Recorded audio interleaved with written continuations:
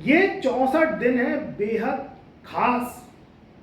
धनु राशि वालों के जीवन में एक ग्रह लगाएगा बेड़ा पार। ये समय बार बार नहीं आता है। ये एक ग्रह तिनके का सहारा बनेगा और आपकी जो डूबती नैया है, जो भंवर जाल में फंसी हुई है, उसको किनारे तक लेकर आएगा। अगर बात करें बुध की, तो बुध हमारी कुंडली में, आपकी कुंडली में बेहद महत्वपूर्ण ग्रह का स्थान इसको ग्रहों ने दिया है। सूर्य के चारों ओर ग्रह चक्कर लगाते हैं, उसमें बुध सूर्य के सबसे निकट ग्रह माना गया है। बुध बुद्धि का कारक है, बुध जबान का कारक है, वाणी का कारक है। बुध शरीर में नसों का कारक है। बुध मस्तिष्क का कारक है, जैसा कि मैंने बताया। बुध आपके फाइनेंस, रुपए पैसे का कारक है। 8वें घर में जो बुध है वह 25 जुलाई सन 2023 से राशि परिवर्तन कर गया। अब बुध शिशु अवस्था में चल रहे थे, किशोरावस्था में इन्होंने प्रवेश कर लिया है। अब बुध हो गए बाहुबली। 8वें घर में बुध अच्छा फल नहीं देता।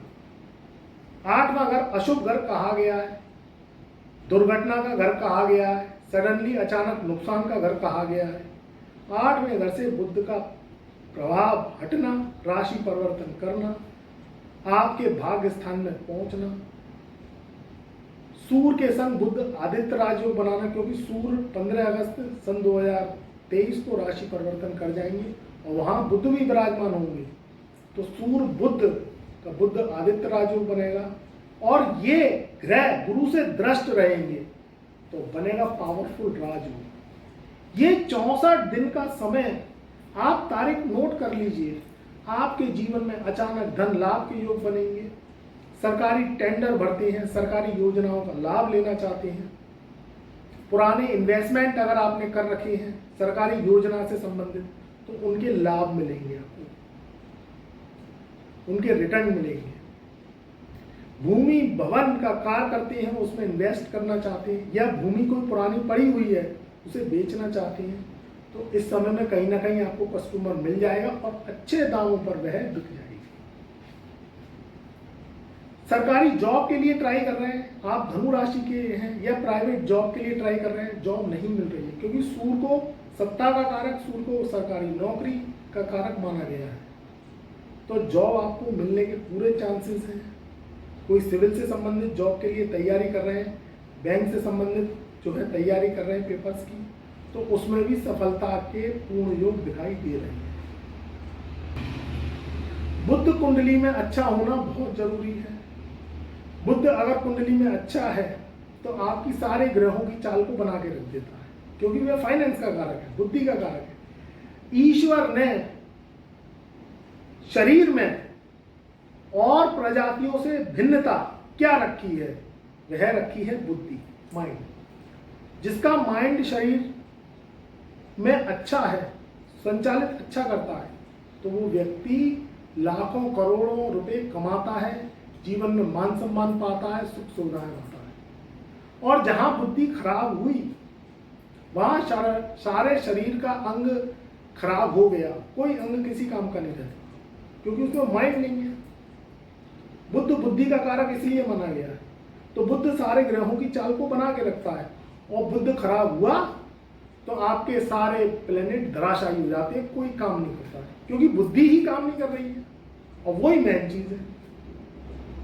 बुद्ध घर में बहन, बेटी, बुआ, मौसी, छोटी कन्याएं, छोटी जो बच्ची कन्याएं होती हैं उनका कारक माना गया है।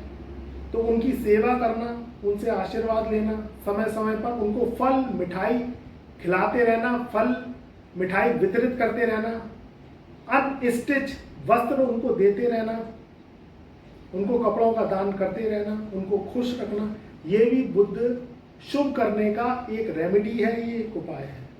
जिस घर में बहन, बेटी, बुआ का सम्मान नहीं होता है उस घर में बुद्ध की पोजीशन खराब हो जाती है, बुद्ध रूठ जाता है, चिढ़ जाता है, तो वह और ग्रहों को काट लेता है, आपकी कुंडली को काट लेता है। तो आपकी कुंडली में जो फाइनेंस का कारक बुद्ध माना गया है वह खराब हो जाता है। और अगर फाइनेंस खराब हुआ तो फिर आप बताइए क्या कर लोगे। रुपए पैसे से ही कलयुग में सारे काम होते हैं, और रुपया पैसा जब नहीं आता है, कम आता है, तो शरीर में बेचैनी होने लगती है, घबराहट होने लगती है, मनुष्य का दिमाग काम करना कम कर देता है। और रुपए पैसे आते रहते हैं तो विल कॉन्फिडेंस बना रहता है, आप जो है कोई भी जंग जीत जाते हो। तो इसलिए बुद्ध को अच्छा करने के लिए मैंने एक रेमेडीज भी आपको संग के संग में मैं बता रहा हूँ।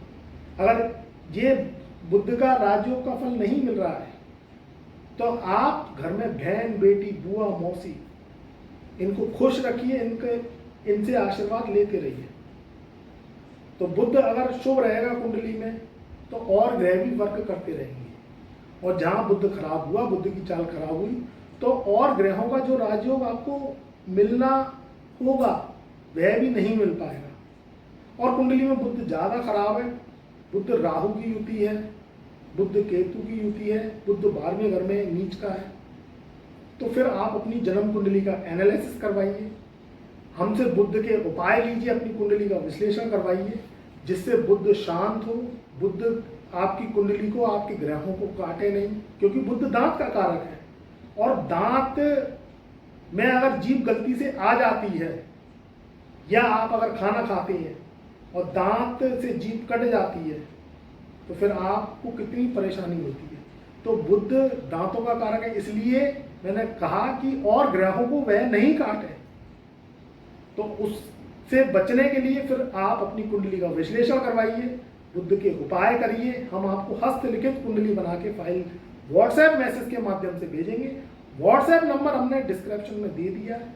तो अगर आपको इन राजयोगों का लाभ नहीं मिल रहा है, या आपका फाइनेंस खराब है, शेयर ट्रेडिंग में नुकसान हो जाता है, कारोबार में कर्जा हो जाता है, आप कर्जे में डूब चुके हैं, शरीर में नसों से संबंधित रोग बने रहते हैं, स्किन इन्फेक्शन हो गए, वाणी दोष है, कटु बोलते हैं आप, गाली गलौज का अगर आप बातों में प्रयोग करते हैं तो कहीं ना कहीं बुद्ध खराब है आपका।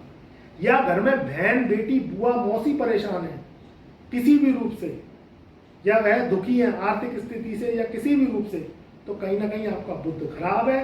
फिर बुद्ध के उपाय करिए, तो ये राजयोगों का लाभ आपको रूप से मिलेगा, और ये राजयोग आपके जीवन में जरूर सफलता आपको देंगे, क्योंकि 64 दिन का ये चाला ये धनु राशि वालों के लिए बहुत ही महत्वपूर्ण है। तो मेरी शुभकामनाएं, मेरा आशीर्वाद आपके सदा साथ रहे।